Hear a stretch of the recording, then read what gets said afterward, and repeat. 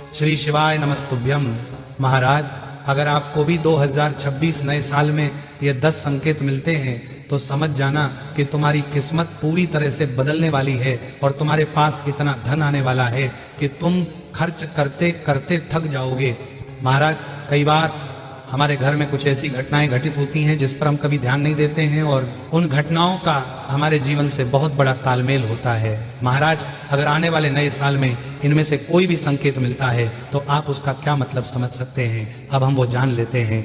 महाराज, कभी भी अगर आप बिल्ली को रोता हुआ देखें या आपको बिल्ली के रोने की आवाज आ जाए तो आप उसी समय सावधान हो जाए, क्योंकि हमारे शास्त्रों और नियमों में बिल्ली का रोना अशुभ बताया गया है और यह मृत्यु का संकेत भी होता है। जब भी आपके घर के आसपास कोई भी बिल्ली रोए तो जितना जल्दी हो सके आप उसे चुप कराने की कोशिश करें, जितना जल्दी हो सके। ज्यादा देर तक बिल्ली का रोना हमारे लिए बिल्कुल भी अच्छा नहीं होता है और बिल्ली का रोना किसी अनहोनी का हमारे जीवन में आने का संकेत होता है।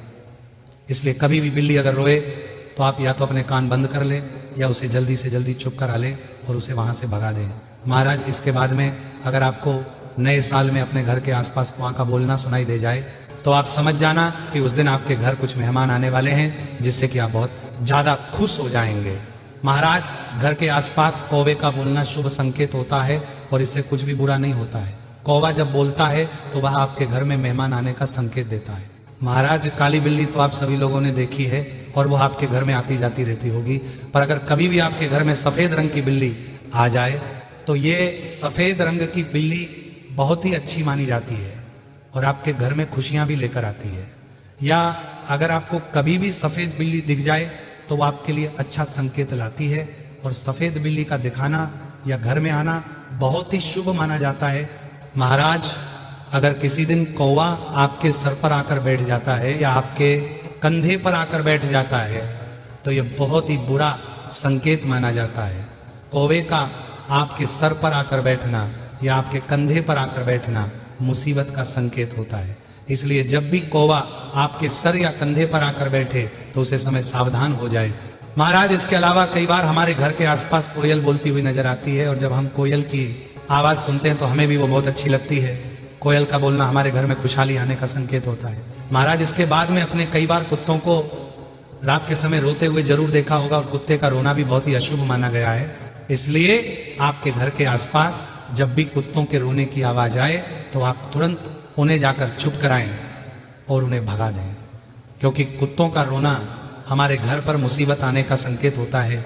महाराज, इसके बाद कभी भी अगर आपके घर के आसपास एकदम से चिड़ियों के चहचहाने की आवाज आने लगे तो आप समझ जाना कि आपके जीवन में खुशियां आने वाली है। चिड़ियों की आवाज घर के आसपास आना अच्छा माना जाता है। महाराज, इसके अलावा जब भी गाय आपके घर के दरवाजे पर आती है तो यह भी बहुत ही अच्छा संकेत माना जाता है और गाय आपके दरवाजे पर आकर गोबर करती है तो वह भी अच्छा माना जाता है। और घर के दरवाजे पर कभी भी आप गाय को पानी डालकर या डंडा मारकर ना भगाएं। महाराज, इसके अलावा अगर आपके घर की छत पर या घर के आसपास सफेद कबूतर आपको दिखते हैं तो यह भी शुभता का प्रतीक माने जाते हैं।